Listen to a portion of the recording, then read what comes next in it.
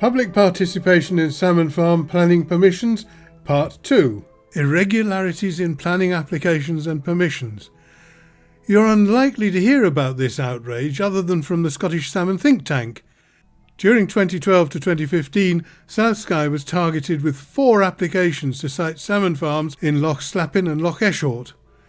The community successfully objected, and one of our arguments was that the applicants were cheating. We found lots of errors, poor biology, incompetence, and just plain lies, and exposed them. Is this common practice across the industry? We will know only if people scrutinise planning applications the way our team did. Here are a few examples. Let's consider first seabed surveys. It's important to know what lives on the seabed in case it's vulnerable to fish farm waste. Spoiler, no matter where and of what ecological quality, it is always obliterated under a deep layer of toxic fish shit.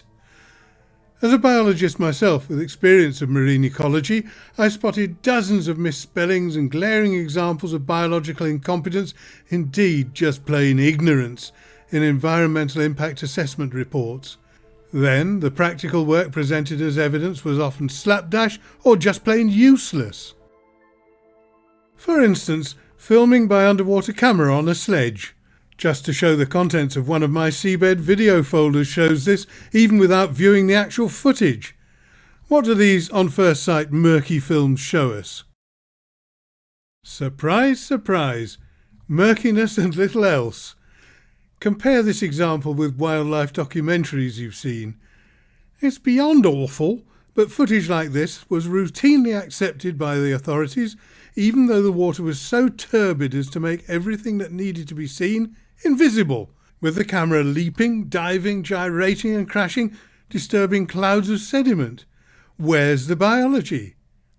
It was made up. Prepare for a rocky ride. The rest of their practical work was also incompetent.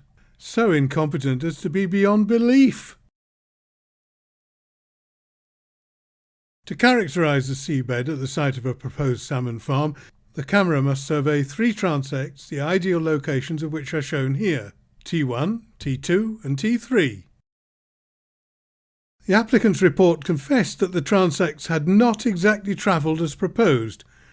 We wondered why, and tracking the routes the sledge took using latitude and longitude readings on the screen, we plotted them. On the first attempt we plotted only 5 or 6 points per transect, but even they revealed the true pattern.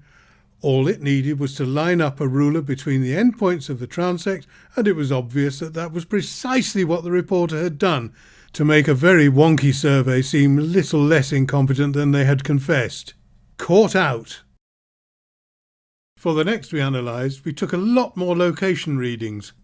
Even the proposed transect trajectories had been incorrectly drawn, but the reported were a lot worse and still considered fit for submission.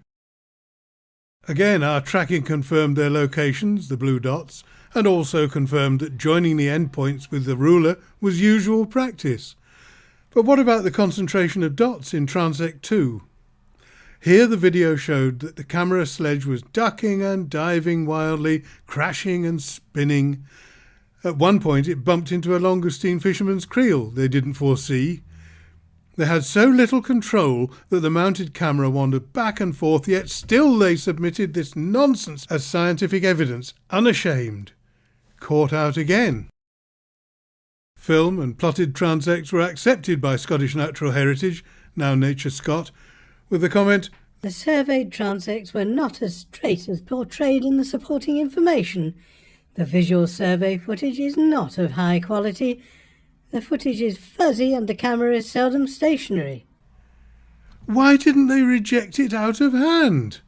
Because, as I was once told in a quiet corner, they had been instructed not to impede the aquaculture industry's progress.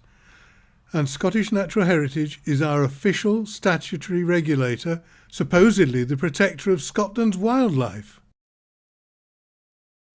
There's quite a lot more to say about irregularities in planning procedure, not only on the part of applicants, but also the planning authorities. Read about it in wholes and an appraisal available as a PDF download at the Scottish Salmon Think Tank's website. It's all pretty hair-raising, and we must keep exposing it as best we can. Visit the Scottish Salmon Think Tank's YouTube channel, where we provide many more information and discussion-packed videos about salmon farming.